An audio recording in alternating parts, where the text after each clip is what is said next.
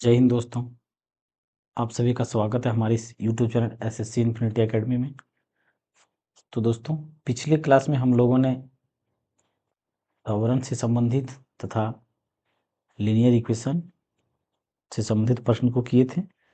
रेखीय गति के समीकरण से संबंधित कुछ प्रश्न किए थे।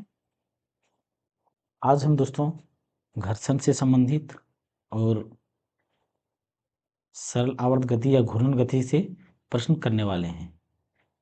तो चलिए दोस्तों, क्वेश्चन को देखते हैं और कुछ कुछ थ्योरी को भी देखते चलेंगे दोस्तों, जिससे हमें क्वेश्चन को हल करने में सुविधा हो। पहले हम थोड़ा बहुत घर्षण के बारे में जान लेते हैं दोस्तों कि घर्षण क्या होता है। घर्षण क्या होता है उसके बारे में थोड़ा सा जानते हैं, उसके बाद आगे थोड़ा करेंगे क्लास में लोग। घर्षण से शुरू करते हैं दोस्तों। घर्षण क्या होता है?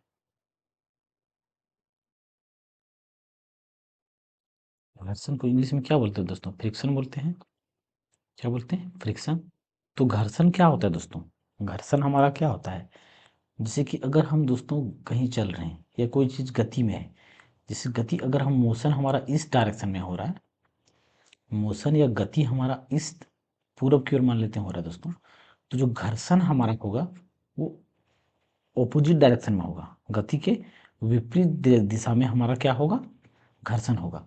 जैसे देखिए दोस्तों, एक एक सतह है, यहाँ पे एक वस्तु है, इसको आगे की ओर खींचा जा रहा है, इसको इधर आगे की ओर खींचा जा रहा है, पी या एफ फोर्स से खींचा जा रहा है, पी फोर्स से मान लेते हैं खींचा जा रहा है दोस्तों।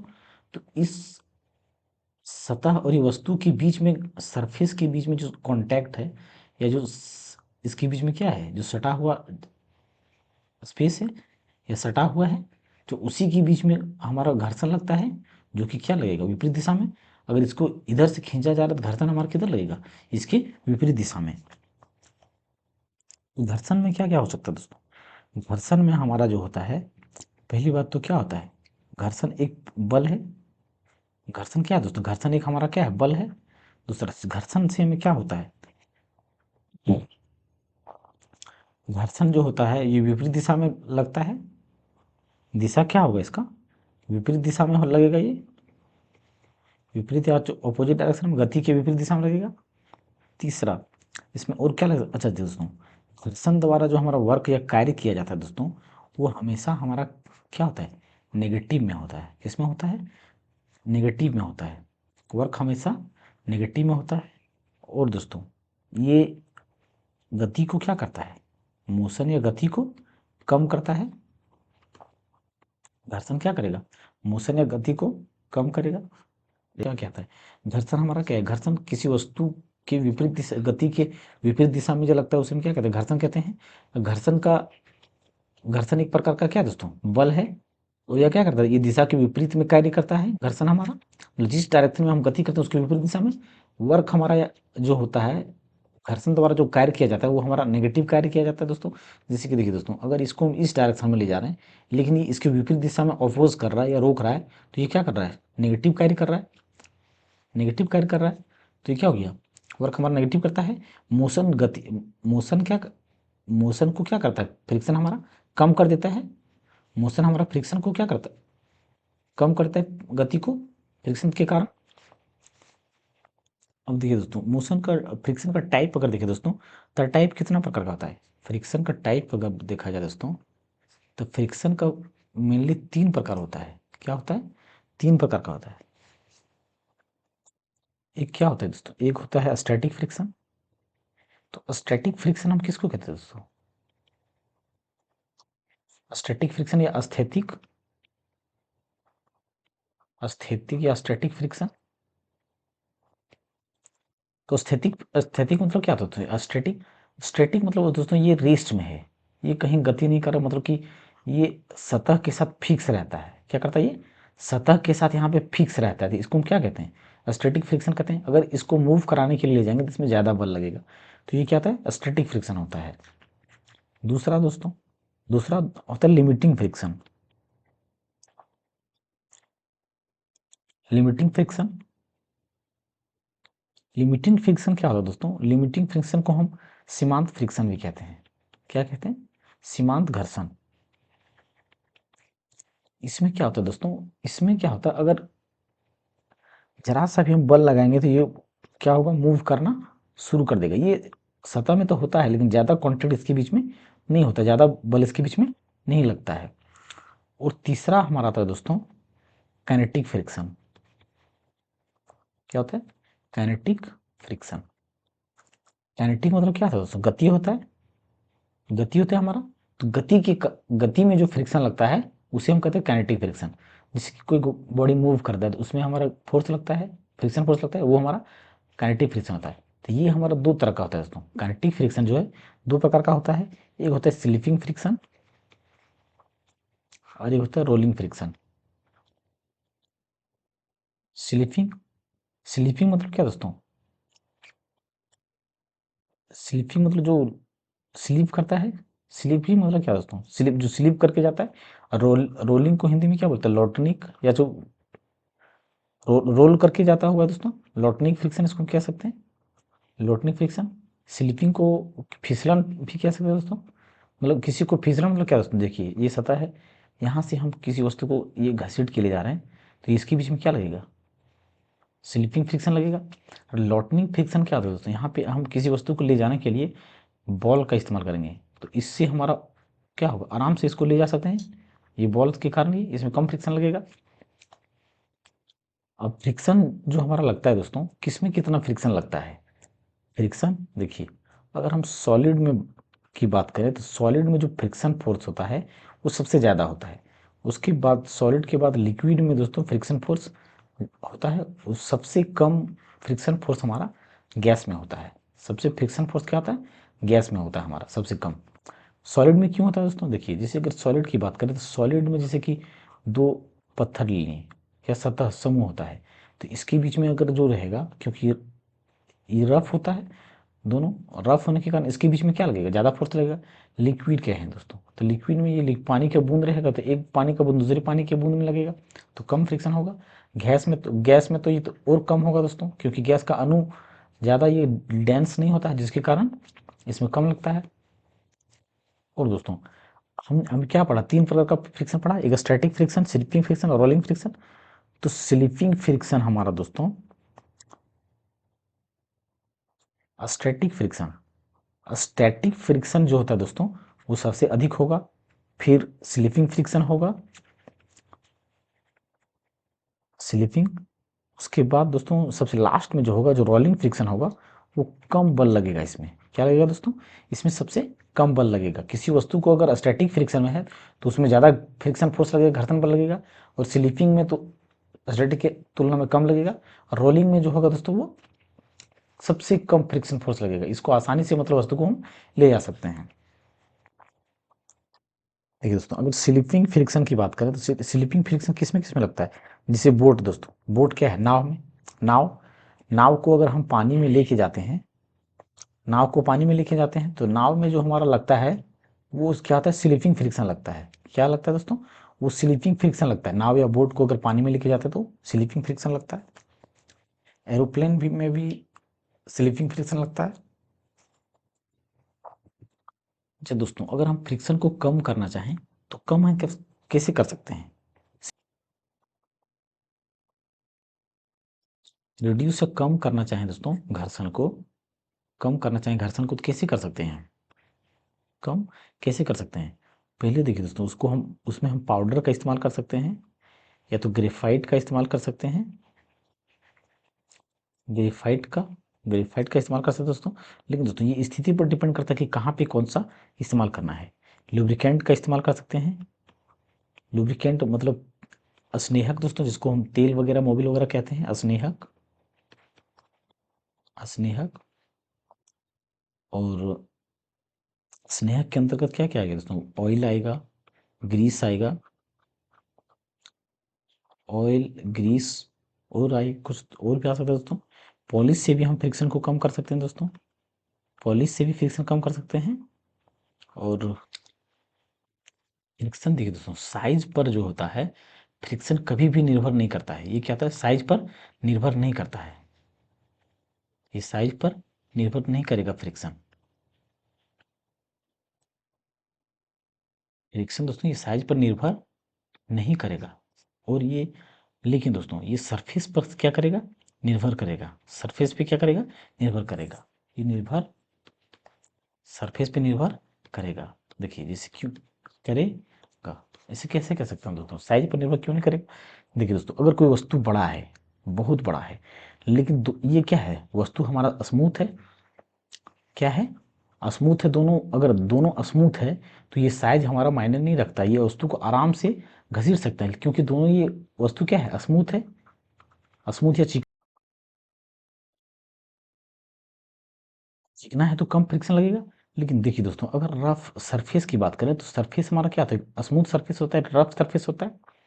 तो अगर इसका सरफेस अगर रफ रहा, क्या रहा, दोनों का सरफेस अगर रफ रहा, वस्तु क्यों नहीं छोटा है, लेकिन रफ रहा, तो इसके बीच में घर्षण बल क्या होगा, हमारा ज़्यादा लगने वाला है। तो ये क्या करेगा, सरफेस पे निर्भर करता है लेकिन साइज पर निर्भर नहीं करता है।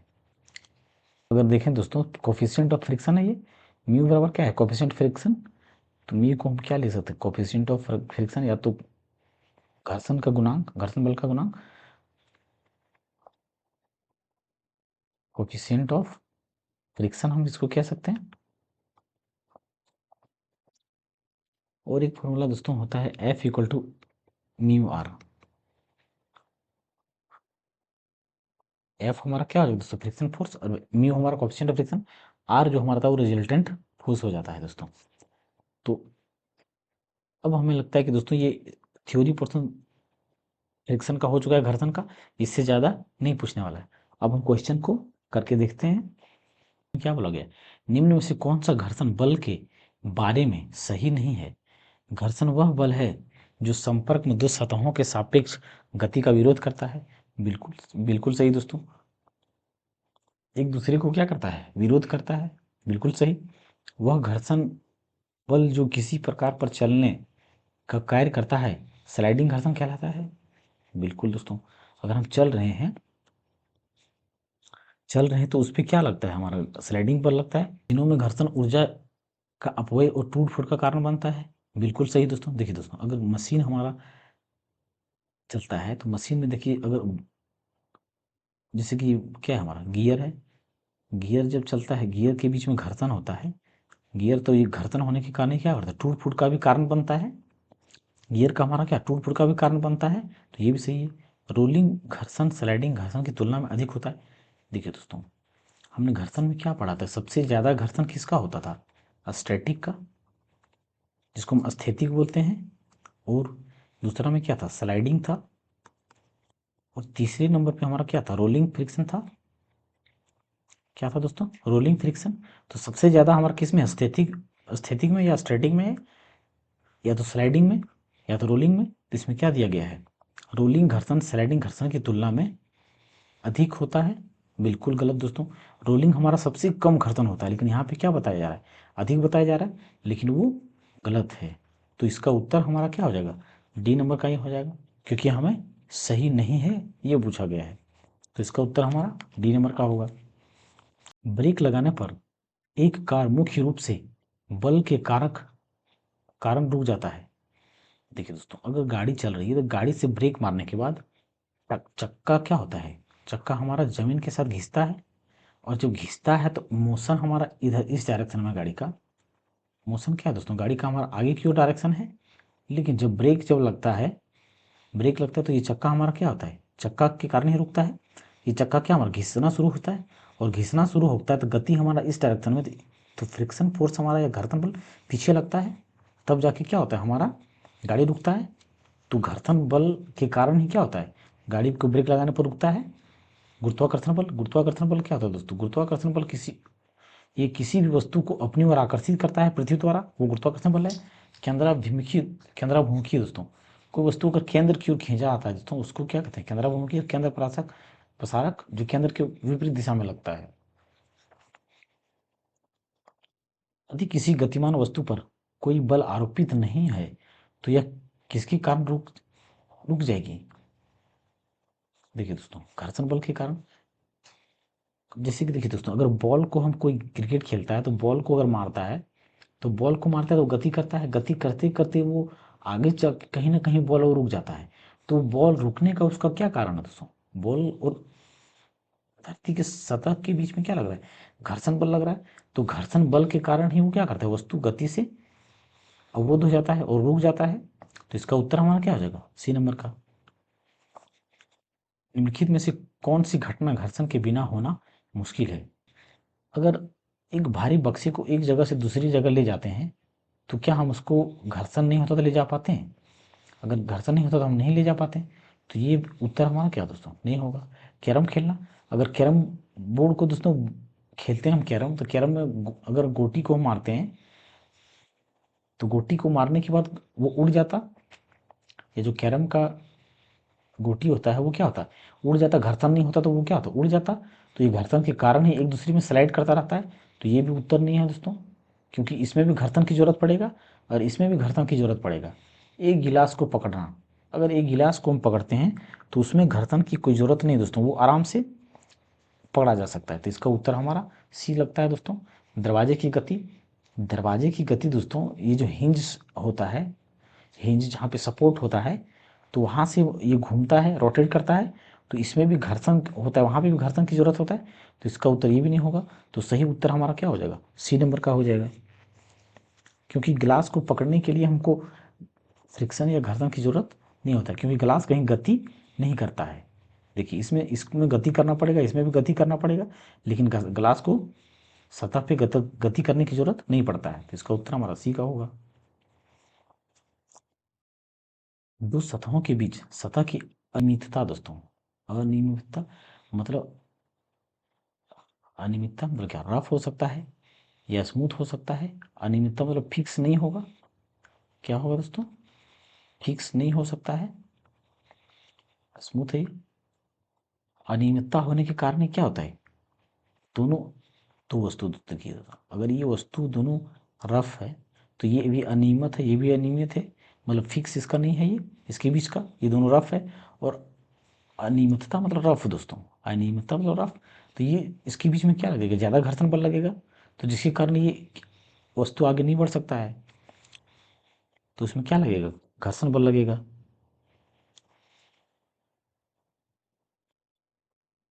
घर्षण बल डैश कार्य करता है बल की दिशा के लंबवत। हमने सबसे पहले क्या देखा दोस्तों? घर्षण बल हमारा जो होता है, अगर हम मोशन इस डायरेक्शन में कर रहे हैं, क्या कर रहे हैं? इस डायरेक्शन में कर रहे हैं, तो हमारा घर्षण या फ्रिक्शन जो लगता है दोस्तों, क्या होता है? विपरीत दिशा में लगता है। फ्रिक्शन या घर्षण क्या होता है दोस्तों? हमारा विपरीत दिशा में लगता है, गति के विपरीत दिशा में, या तो जो कार्य करते हैं उसके विपरीत दिशा में लगता है। तो बल की दिशा के लंबवत? बिल्कुल नहीं। बल की दिशा में किसी कोण पर? बिल्कुल नहीं। बल की दिशा में? बिल्कुल नहीं। बल की दिशा के विपरीत। तो इसका उत्तर हमारा क्या होगा? सी नंबर, डी नंबर का। क्योंकि बल के विपरीत दिशा में ही जब हम कोई कार्य करते हैं तो उस कार्य या मोशन के गति के विपरीत दिशा में ही हमारा क्या लगता है? घर्षण बल लगता है। एक साइकिल स्थिर त्वरण से चलायमान है, पीछे के पहिए पर घर्षण बल। जैसे देखिए दोस्तों, एक साइकिल है, साइकिल तो दोस्तों, तो अगर साइकिल हम जब चलाते हैं दोस्तों तो हमारा पैडल कहाँ होता है? बीच में होता है, पैडल मारने के लिए। तो जब हम पैडल मारते हैं दोस्तों, तो पैडल हमारा मारने के बाद ये पीछे चेन से जुड़ा होता है हमारा, रेसिप्रोकेटिंग जिसको हम कह सकते हैं।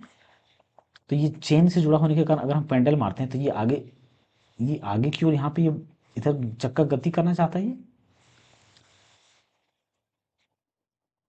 ये चक्का क्या होगा? आगे की ओर गति करता है। और इसके बीच में जो कांटेक्ट होता है धरती के साथ, इसके बीच में ये पीछे की ओर धक्का देता है। क्या करता है? ये पीछे की ओर धक्का देता है, जिसके कारण ये आगे बढ़ता है। जिसके कारण क्या होता है? ये आगे बढ़ता है, या गति में होता है या चलायमान होता है, जिसके कारण ही त्वरण भी होता है। अगर गति होगा तो त्वरण भी होगा। तो पीछे के पहिए पर घर्षण बल है तो पश्च दिशा में होगा, और हमेशा विपरीत दिशा में ही लगता है। तो पीछे की दिशा में ही लगता है घर्षण बल। कारों के ब्रेकिंग पैड में डैश के गुण का उपयोग किया जाता है। घर्षण का शून्य प्रभाव, वजन आवेग बल तनाव के प्रभाव, घर्षण का नकारात्मक प्रभाव, घर्षण का सकारात्मक प्रभाव।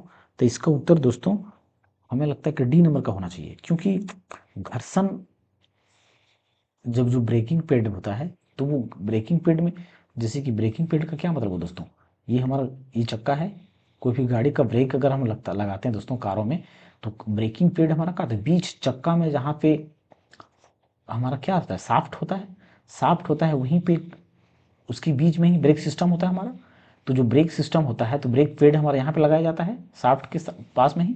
अगर हम ब्रेक मारते हैं तो तब जाके चक्का हमारा क्या होता है, जाम हो जाता है, या ब्रेकिंग सिस्टम के थ्रू से वो घर्षण बल यहाँ पे कार्य करता है। तो घर्षण बल अगर हम यहाँ पे पॉजिटिव नहीं करेगा या सकारात्मक नहीं होगा तो ब्रेक हमारा नहीं काम करेगा। तो जो ब्रेक जो लगेगा दोस्तों, वो यहाँ पे क्या करेगा, सकारात्मक प्रभाव के कारण प्रभाव कार्य करेगा, तब जाके गाड़ी रुकेगा। तो इसका उत्तर हमारा क्या होगा, डी नंबर का हो जाएगा। घर्षण द्वारा किया गया कार्य डैश होता है, ऋणात्मक होता है दोस्तों। क्या होता है, हमने शुरू में ही क्या देखा, घर्षण बल हमेशा ऋणात्मक देता कार्य पे, ऋणात्मक कार्य करता है। ऋणात्मक किस सेंस में दोस्तों, अगर ब्रेक या घर्षण कुछ कहीं होगा तो वो घिसने का काम करता है। क्या करता है, घर्षण मतलब घिसने का काम करता है, घिसने का काम करता है, तो वो हमारा क्या होता है, ऋणात्मक सेंस में लिया जाता है, नेगेटिव सेंस में लिया जाता है। तो इसका उत्तर हमारा सी नंबर का होगा। घर्षण बल द्वारा किया गया कार्य डैश होता है, हमेशा धनात्मक होता है, बिल्कुल नहीं। ये तो हमारा हमेशा क्या होता है दोस्तों, ऋणात्मक होता है, हमने ये पीछे भी पढ़ा है। घर्षण द्वारा किए गए कार्य का क्षय नहीं होता है, बल्कि वह डैश ऊर्जा के रूप में परिवर्तित हो जाता है। देखिए दोस्तों, हमने ऊर्जा संरक्षण के नियम में क्या पढ़ा था दोस्तों, ऊर्जा संरक्षण के नियम में या conservation of energy, law of conservation में, कि ऊर्जा जो है ना तो नष्ट किया जा सकता है, ऊर्जा क्या है दोस्तों, ना तो नष्ट किया जा सकता है और ना ही निर्माण किया जा सकता है, बल्कि वो एक फॉर्म से दूसरे फॉर्म में ट्रांसफर हो जाता है। तो ऊर्जा हमारा यहाँ पे किसके रूप में कार्य जो हो रहा है, वो है नहीं हो रहा, मतलब नष्ट नहीं हो रहा है, नष्ट नहीं हो रहा, बल्कि वह वह परिवर्तित हो जाता है, ऊर्जा दूसरे फॉर्म में परिवर्तित हो जाता है। किस में परिवर्तित होता है, तापीय में, नाभिकीय में।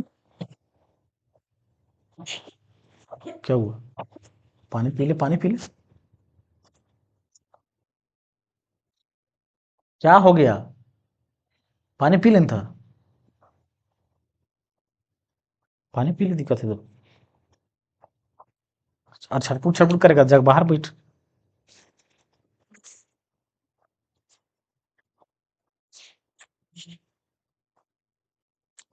तो देखिए दोस्तों, जब गाड़ी जैसे चलता है या चक्का घिसता है, तो वो क्या होता है दोस्तों, गर्म हो जाता है, एक दूसरे में क्या होता है, गर्म हो जाता है। गर्म होने के कारण वहाँ पे क्या होता है, हीट निकलता है। तो हीट होता है मतलब ताप बढ़ जाता है। तो वही ताप बढ़ने के कारण ही उसको उसको क्या करते हैं दोस्तों, तापीय ऊर्जा में हमारा परिवर्तित हो जाता है। कार्य हमारा क्या होता है, तापीय ऊर्जा में परिवर्तित हो जाता है। तो इसका उत्तर हमारा क्या होगा, एक नंबर का होगा। नेक्स्ट टॉपिक आ गया दोस्तों, सरल आवर्त गति या घूर्णन गति, सिंपल हार्मोनिक मोशन या रोटेशनल मोशन, हम जिसको रोटेशनल मोशन दोस्तों। देखिए दोस्तों, इसमें हम क्वेश्चन को करते देखेंगे, लेके चलते देखेंगे, उसके बाद हम थ्योरी को भी थोड़ा, थ्योरी को भी साथ साथ लेके चलेंगे दोस्तों, जिससे हमें क्या होगा, दूसरी क्लास फिर करने की जरूरत भी ना पड़े, हम एक ही क्लास से क्या करेंगे, कंप्लीट करता चलेंगे। देखिए दोस्तों, इसमें क्या बोला, डैश द्वारा दाब प्रवणता बल के संतुलित होने पर भूस्थैतिक प्रवाह की स्थिति बनती है। देखिए दोस्तों, ये इसका उत्तर हमारा दोस्तों सी होगा। क्यों होगा दोस्तों, देखिए हमने फेरल का नियम पढ़ा था दोस्तों। फेरल का नियम क्या कहता है, फेरल का नियम जो कहता है दोस्तों कि जो वायु की गति होता है, फेरल का नियम जिससे कि हम क्या जानते हैं दोस्तों, टेम्परेचर या तापमान, प्रेशर, सॉरी दोस्तों, प्रेशर, प्रेशर कोई भी चीज़ में जो होता है दोस्तों, एनर्जी चाहे ट्रांसफ़र होना हो तो किस फॉर्म में ट्रांसफ़र होता है, वो हायर टू लोअर में ट्रांसफ़र होता है, हायर टू लोअर में। चाहे टेम्परेचर हो दोस्तों, या चाहे वो टेम्परेचर हो या प्रेशर हो या हीट हो या पावर हो, कुछ भी जो दोस्तों वो हायर टू लोअर में ही ट्रांसफ़र होता है। तो इसमें जो वायु का प्रवाह के बारे में बताया गया दोस्तों, तो भूस्थैतिक प्रवाह, भूस्थैतिक प्रवाह मतलब जो जमीन पर हमारा धरती पे जो प्रवाह होता है वायु का, वो किस higher pressure to lower pressure होता है। तो इस बल को कोरियोलियस बल कहा जाता है दोस्तों। तो इसका उत्तर हमारा सी नंबर का होगा। पेंडुलम लयबद्ध दोलक हार्मोनिक ऑसिलेशन ऑसिलेटर की तरह काम करता है, अतः डैश में इसका प्रयोग किया जाता है। देखिए दोस्तों, अगर पेंडुलम की बात करें तो पेंडुलम क्या होता है? अगर पेंडुलम की बात करें दोस्तों, पेंडुलम क्या होता है? पेंडुलम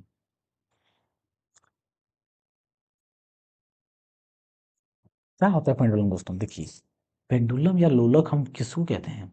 लोलक है तो पेंडुलम या दोलक। जैसे देखिए दोस्तों, यहाँ पे एक क्या है, ये थी सस्पेंशन है, ये सस्पेंशन, जहाँ पे एक लोलक या तो कुछ रखा गया दोस्तों, क्या बोलेंगे इसको, लोलक या तो पेंडुलम, ये रखा गया यहाँ पे, और यहाँ पे ये है दोस्तों। और इस बिंदु को हम क्या बोलेंगे? इस बिंदु को बोला जाता है सस्पेंशन पॉइंट। सस्पेंशन मतलब लटका हुआ दोस्तों, सस्पेंशन जहाँ से कोई वस्तु लटका होता है वहाँ पे, या तो निलंबन बिंदु जहाँ पे कोई वस्तु को फिक्स किया जाता है, उसी उसी को क्या बोलते हैं? सस्पेंशन पॉइंट या निलंबन बिंदु। निलंबन या निलंबन बिंदु। दोस्तों देखिए, अगर ये क्या यहाँ से लटका हुआ है, ये क्या करेगा दोस्तों? ये इसमें हमारा क्या होता है? एनर्जी स्टोर होता है। तो एनर्जी स्टोर होने के कारण ये हमारा दोलन करता है। और ये जब दोलन करेगा दोस्तों, तो ये दोलन किस तरह से करेगा? ये इधर एक बार इधर आएगा, फिर एक बार इधर आएगा। ये इसका 3 स्थिति होगा दोस्तों। इस बीच वाले को हम क्या बोलेंगे? मीन पोजीशन बोलेंगे, या तो जो मध्य मध्य बिंदु या मध्य मध्य स्थिति। और ये जो इधर जो है एक्सट्रीम पोजीशन बोलेंगे दोस्तों। एक बार इधर होगा, मतलब इधर से इधर होगा, फिर इधर जाएगा, फिर इधर से इधर आएगा, फिर इधर आएगा। तो इसमें क्या होगा दोस्तों? ये हमारा दोलन करता रहेगा। और दोस्तों इसकी लेंथ की बात करें तो इसकी लेंथ कितना होगा टोटल? इसकी लेंथ को दोस्तों सेंटर ऑफ ग्रेविटी के कारण, इसकी सेंटर ऑफ ग्रेविटी से हाइट को लिया जाता है। हाइट या इसको लेंथ भी बोल सकते हैं। इसकी लेंथ या हाइट को क्या सेंटर ऑफ ग्रेविटी से लिया जाता है। सी जी जिसको बोलते हैं सेंटर ऑफ ग्रेविटी से इसके लंबाई को लिया जाता है। अब इसमें इसमें क्या बोला गया दोस्तों? पेंडुलम लयबद्ध लोलक या हार्मोनिक ऑसिलेटर की तरह काम करता है, अतः डैश में इसका प्रयोग किया जाता है। दादाजी की घड़ी में, कलाई में पहनने वाली घड़ी में, धूप घड़ी में, रेत की घड़ी में। तो देखिए दोस्तों, अगर हम बात करें तो रेत की घड़ी में तो नहीं होता है। रेत की घड़ी क्या होता है दोस्तों? फिल्मों में आपने देखा होगा दोस्तों, जो बालू का एक होता है, इस तरह से देखिए दोस्तों, ये हमारा इस तरह से होता है दोस्तों, जिसमें से क्या होता है, इसमें से सैंड या बालू भरा होता है। इधर जब इधर भरा होता है तो इसको उल्टा देते हैं तो फिर से चलाता है वो सैंड वॉच, उसको बोल कहते हैं दोस्तों। तो उसमें होता है? बिल्कुल नहीं। धूप घड़ी में होता है? बिल्कुल नहीं दोस्तों।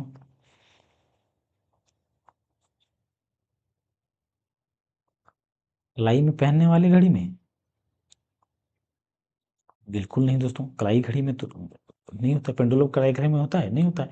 तो हमारा ऑप्शन कौन बच जाता है? ए नंबर का बच जाता है। और दादाजी की घड़ी की बात करें दोस्तों, तो वो क्या होता है? जो बड़े बड़े घड़ी होता है ना, दीवार पर लटका हुआ, तो उसी को दादाजी का घड़ी बोला जाता है।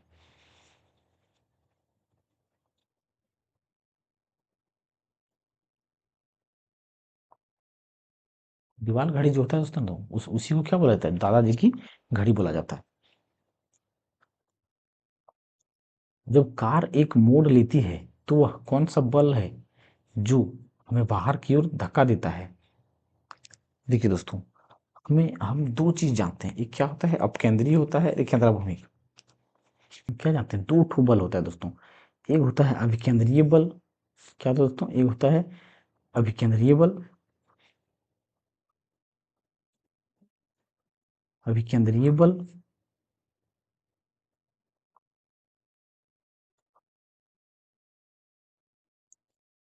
और एक होता है दोस्तों अपकेंद्रीय बल। अपकेंद्रीय या अपकेंद्रीय बल, अपकेंद्रीय बल या अपकेंद्रीय बल। देखिए इसमें क्या होता है दोस्तों, जो अभिकेंद्रीय बल होता है इसको हम बोलते हैं सेंट्रीपिटल। क्या होता है दोस्तों? Centripetal force. और इसको बोलते हैं सेंट्रीफ्यूगल फोर्स। सेंट्रीफ्यूगल फोर्स क्या बोलते हैं? Centrifugal force. तो इसमें क्या होता है दोस्तों, ये जो हमारा सेंट्रीपिटल फोर्स होता है, इस सेंट्रीपिटल में क्या होता है दोस्तों, जो फोर्स हमारा लगता है वो इनवर्ड डायरेक्शन में लगता है। क्या लगता है? इनवर्ड डायरेक्शन में लगता है। तो इनवर्ड डायरेक्शन में लगने के कारण ये कोई भी वस्तु को क्या करेगा? ये गोल गोल घुमाता ही रहेगा। जैसे कि मौत का कुआं दोस्तों, मौत का कुआं में क्या होता है, ये इनवर्ड डायरेक्शन में अपनी डायरेक्शन में क्या करता है, वस्तु को घुमाता रहता है।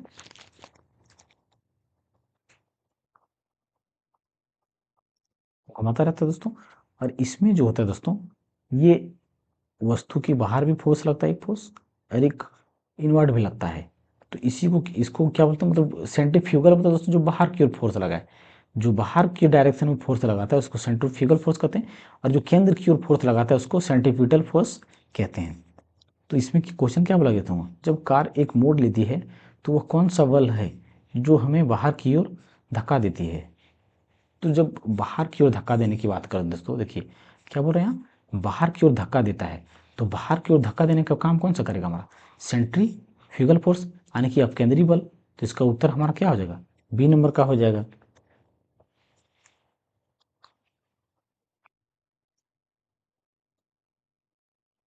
डेयरी में प्रयोग किए जाने वाले दूध से क्रीम को अलग करने की प्रक्रिया कहलाती है। अलग करने की प्रक्रिया कहलाती है।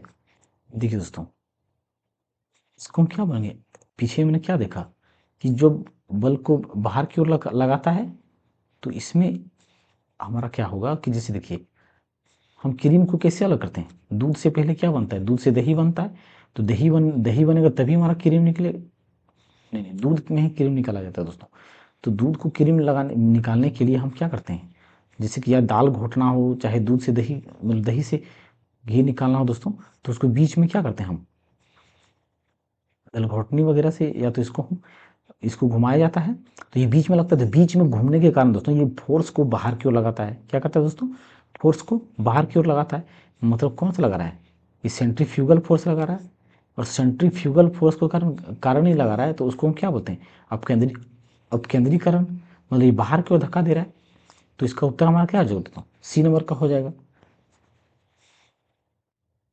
आंशिक आसवन क्या होता है दोस्तों, ये लिक्विड को अलग करने के लिए किया जाता है। ये क्रिस्टलीकरण मतलब ये कण कण या दाने को अलग करने के लिए किया जाता है। जब एक वस्तु एक समान वृत्तीय वेग उत्पन्न करती है तो निम्नलिखित में से कौन सा परिवर्तन होता है। निम्नलिखित में से कौन सा उत्पन्न होता है। देखिए दोस्तों, अगर ये वृत्तीय गति में घूम रहा है, ये वृत्तीय गति में घूम रहा है, तो इसका डायरेक्शन क्या फिक्स होता है क्या। अगर इंस्टेंट डायरेक्शन निकालें इसका हर एक क्षण के लिए या हर एक पॉइंट के लिए, तो इसका हर समय अलग अलग डायरेक्शन होगा। देखिए एक यहाँ डायरेक्शन है, और यहाँ पे निकालें तो यहाँ डायरेक्शन होगा। डायरेक्शन निकालने का क्या सेंस है, मतलब दोस्तों डायरेक्शन निकालने के लिए क्या करते हैं, हम किसी भी स्पर्श रेखा से वहाँ पे क्या करेंगे, लंब खींचेंगे। लंब खींचेंगे और लंब खींचते हैं तो क्या होता है, वहाँ का हमारा डायरेक्शन निकलता है। तो कोई भी वस्तु अगर सर्कुलर पाथ में घूम रहा है तो उसका फिक्स डायरेक्शन नहीं होता है, उसका डायरेक्शन हर एक क्षण में क्या होता है, बदलता रहता है। अगर द्रव्यमान की बात करें, तो अगर कोई वस्तु यहाँ पे 5 kg का है और ये घूम रहा है, तो क्या ये इसका द्रव्यमान बदलेगा, बिल्कुल नहीं बदलेगा।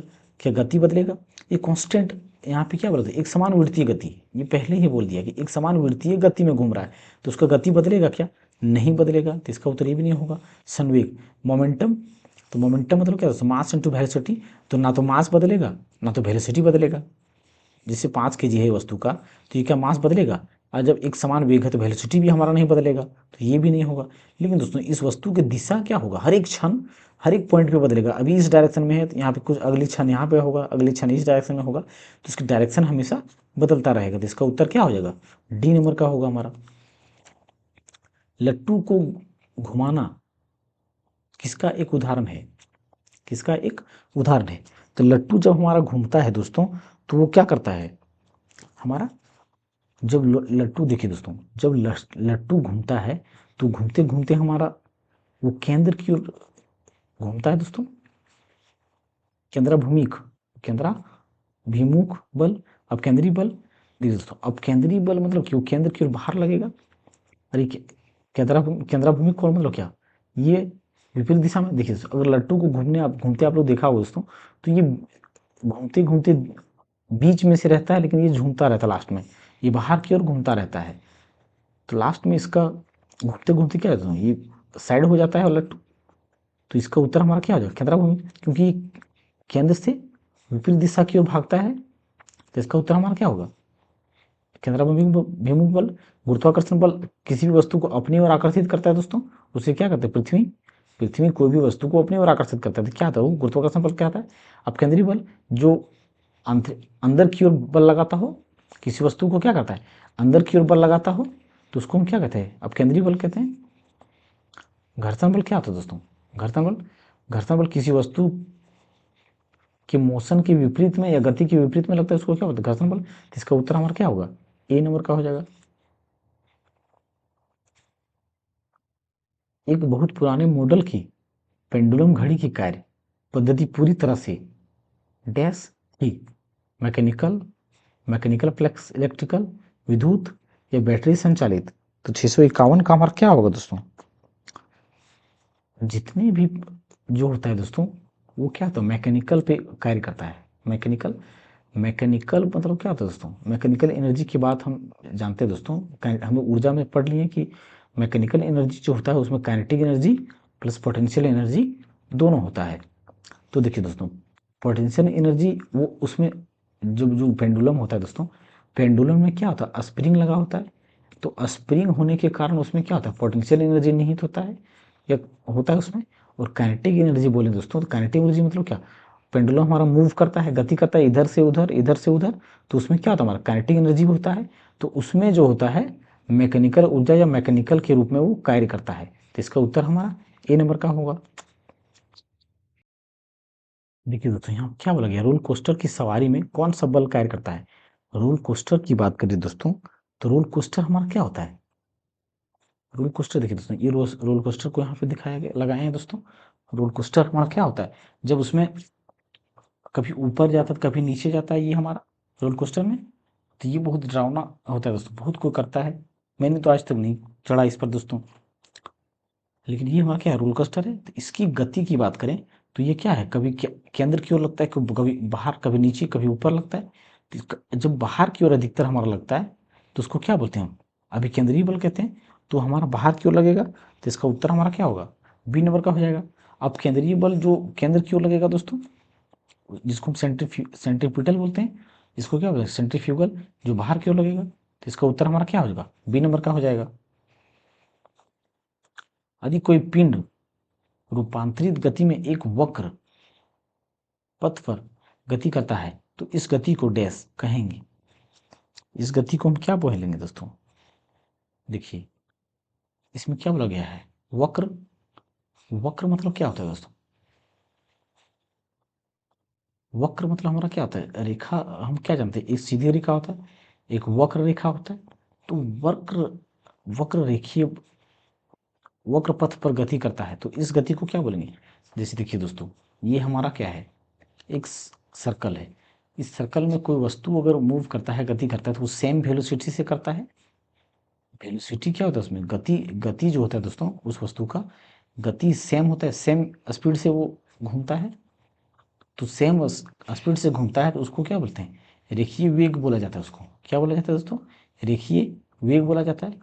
इसमें सीधी दिशा या डायरेक्शन नहीं है फिक्स, इसमें घूम दिशा बदलता रहता है, लेकिन ये सेम स्पीड से घूमता है। इसको क्या बोलते हैं? रेखीय वेग कहते हैं।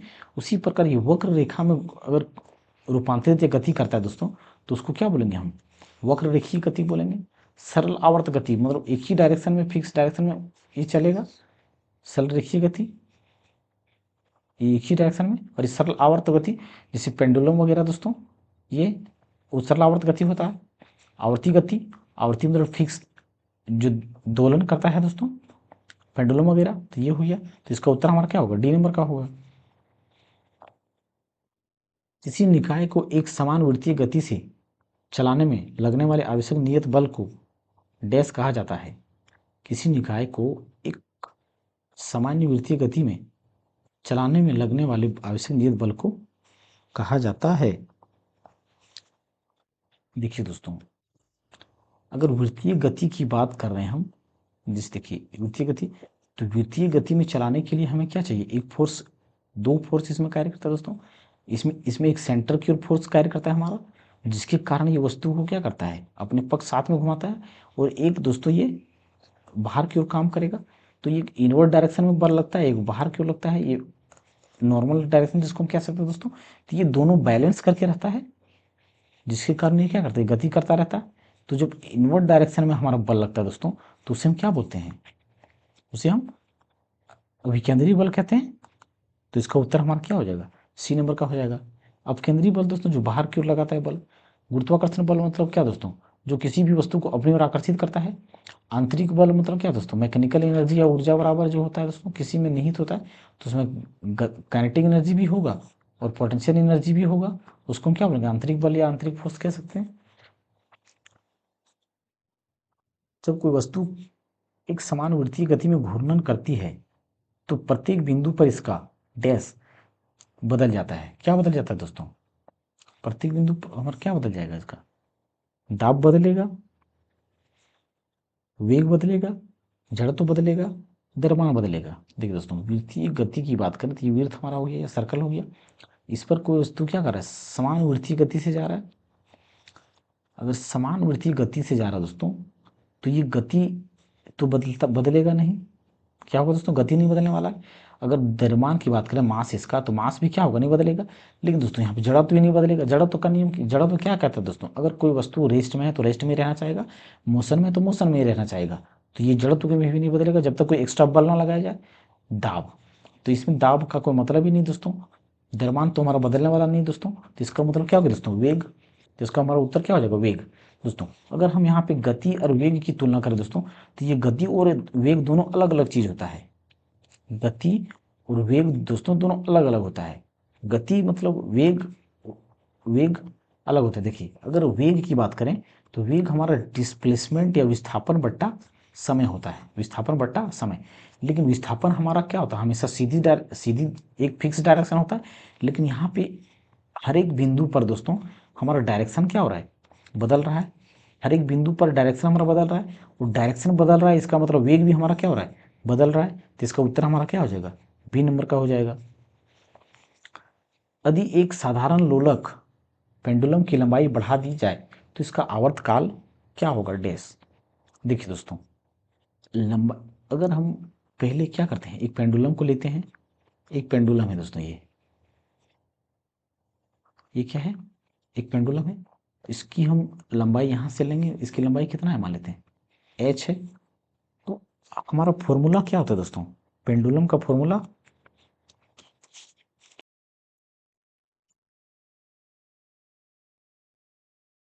देखिए दोस्तों पेंडुलम का फॉर्मूला हमारा क्या होता है, E equal to 2 pi root under L by G. क्या है दोस्तों, एल बाय जी। अभी हाइट को हम एल भी कह सकते हैं, जो हाइट लिया गया है। तो अगर दोस्तों ये लंबाई को हम बढ़ाएंगे, अगर क्या करेंगे, लंबाई को हम बढ़ाएंगे। देखिए अगर यहाँ पे टाइम है तो टाइम का एक सीध में तो ये हम डायरेक्टली प्रोपोर्शनल भी कह सकते हैं, रूट एल। मतलब अगर लेंथ को हम बढ़ाएंगे दोस्तों तो टाइम भी हमारा क्या होगा, बढ़ेगा। जैसे मान लेते हैं दोस्तों, लेंथ हमारा दिया गया है 4, एल बराबर कितना दिया गया है, 4 दिया गया है। कितना दिया गया है, 4। तो एल का मान अगर हम 4 करेंगे, तो एल की जगह पर अगर 4 रख दिए हम तो कितना हो गया, 4 आन के रूट अंडर तो 2 हो जाएगा। तो टाइम हमारा कितना हो गया, 2। अगर एल बराबर 4 लिए तो टाइम हमारा कितना हो गया, 4 मीटर मान लेते हैं, या 4 मीटर या सेंटीमीटर को, नहीं दोस्तों मीटर नहीं होगा दोस्तों, सेंटीमीटर ही मान लेते हैं। पेंडुलम 4 मीटर बहुत लंबा हो जाएगा, इतना लंबा नहीं होता। तो ये कितना लगेगा, 2 सेकंड लगेगा 4 मीटर का। अगर इसकी लेंथ को दोस्तों 4 से हम 9 कर दिए मान लेते हैं, 9 कर दिए, तब टाइम कितना होगा, फिर टी की जगह पर हम क्या रखेंगे, एल की जगह पर 9 कर दिए, तो टाइम हमारा कितना आया, 3 आया। मतलब टाइम हमारा क्या हो गया दोस्तों, ज़्यादा लगा। अगर लंबाई को क्या किया, लंबाई को हम बढ़ा दे रहे हैं तो टाइम हमारा क्या लग रहा है, ज़्यादा लग रहा है। ज़्यादा लगने का मतलब क्या हो गया दोस्तों, आवर्तकाल हमारा क्या हो गया, बढ़ गया। आवर्तकाल मतलब टाइम, टाइम हमारा क्या हुआ, पहले अगर लंबाई हमारा 4 सेंटीमीटर था तो कितना लग रहा था, 2 सेकंड टाइम लग रहा था। लेकिन लंबाई को हम अगर बढ़ा दिए तो कितना टाइम लग रहा है, 3 सेकंड लग रहा है।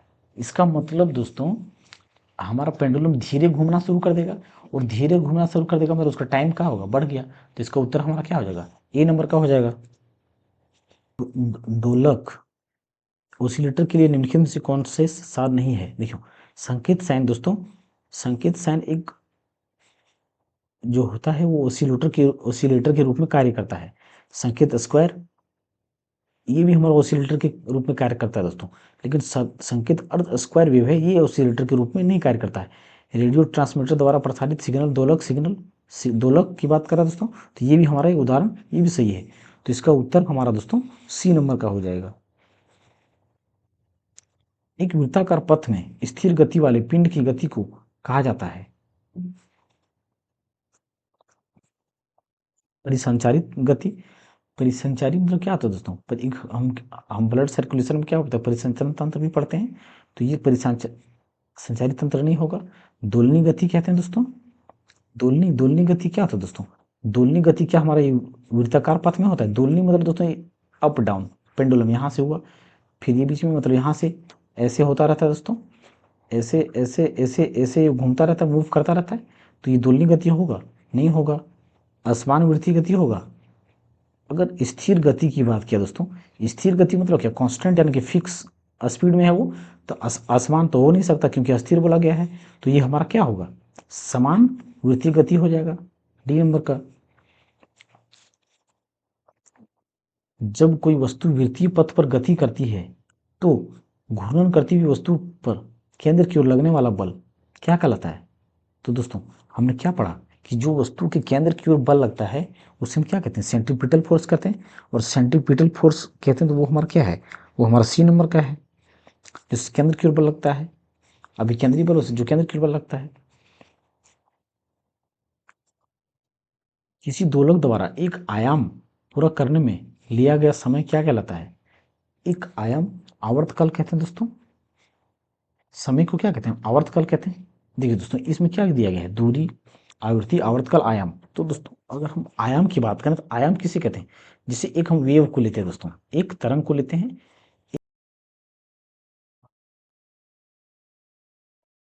एक वेव को हम इसको क्या बोलते हैं दोस्तों? वेव कहते हैं, लॉन्गिट्यूडिनल वेव कहते हैं इसको।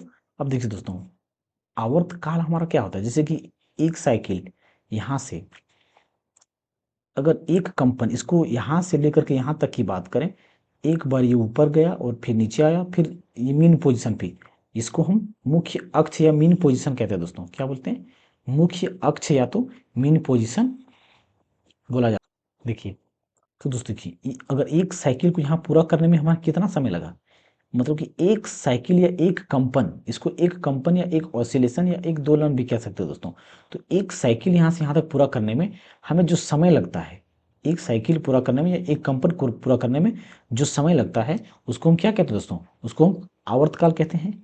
और आयाम दोस्तों, आयाम किसे कहते हैं? आयाम मतलब किसी भी, जैसे मुख्य अक्ष दोस्तों, ये मुख्य लाइन या मुख्य बिंदु, मुख्य पोजीशन से जो मैक्सिमम डिस्प्लेसमेंट, इस जो कर्व है दोस्तों, इसकी मैक्सिमम पोजीशन, ये इसकी दूरी जो होता है उसे हम क्या कहते हैं? एम्पलीट्यूड कहते हैं। क्या कहते हैं? एम्पलीट्यूड या तो आयाम कहते हैं। क्या कहते हैं दोस्तों? एम्पलीट्यूड या तो आयाम कहते हैं। और दोस्तों आवृत्ति या फ्रीक्वेंसी किसे कहते हैं?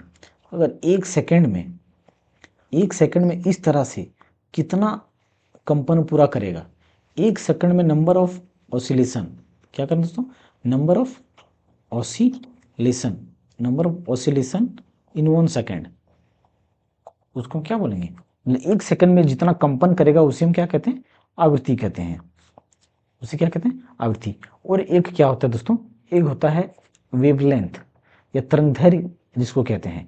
तो देखिए दोस्तों तरंगदैर्घ्य की बात करें तो इसका मैक्सिमम इस बिंदु से लेकर के अगले से इस बिंदु तक की, मतलब दो दो ट्रफ, इसको क्या ऊपर वाले को दोस्तों, अगर ये ऊपर दिया गया दोस्तों, इसको क्रस्ट बोला जाता है, इसको क्रस्ट। और नीचे वाले को ट्रफ बोला जाता है, ट्रफ। हिंदी में मालूम नहीं मुझे दोस्तों, देख लीजिएगा।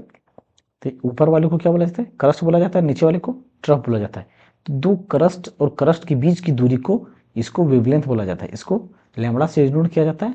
इसे क्या बोला जाता है दोस्तों? वेवलेंथ बोला जाता है, इसको वेवलेंथ बोला जाता है। तो इसमें हमारा क्या होगा? दूरी को यहाँ वेवलेंथ के रूप में दर्शाया गया होगा दोस्तों शायद। तो इसका उत्तर हमारा क्या हो जाएगा? बी नंबर का। क्योंकि एक आयाम को पूरा करने में जो समय लगता है उसे क्या कहते हैं? आवर्तकाल कहते हैं या टाइम पीरियड कहते हैं। इसी सैटेलाइट और पृथ्वी के बीच आकर्षण का गुरुत्वाकर्षण बल डैश को तेजी प्रदान करता है, तेजी प्रदान करता है। देखिए दोस्तों, जैसे कि हमारा ये क्या है, पृथ्वी है। ये क्या है हमारा दोस्तों, अर्थ है या पृथ्वी है, और ये हमारा क्या है, सन है, सूर्य है। तो पृथ्वी दोस्तों ये क्या कर रहा है, सूर्य की परिक्रमा करता है। तो ये सूर्य की परिक्रमा करता है, तो ये इसके बीच में क्या लग रहा है, एक एक प्रकार का फोर्स लग रहा है, जिसके कारण ये क्या कर रहा है, सूर्य की परिक्रमा कर रहा है।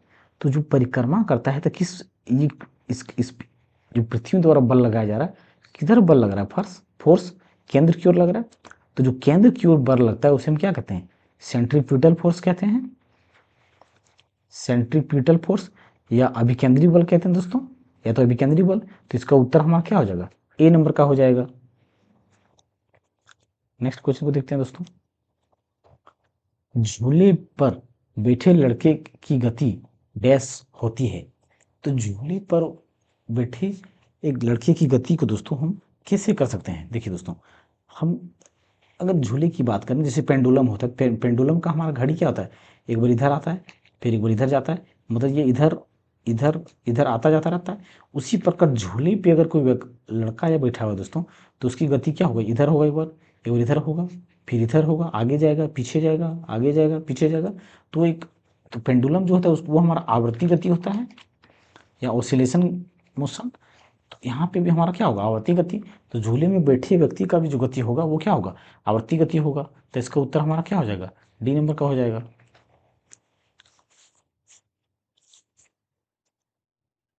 आई होप दोस्तों आप लोगों को वीडियो अच्छा लगा होगा और लाभदायक हुई होगी।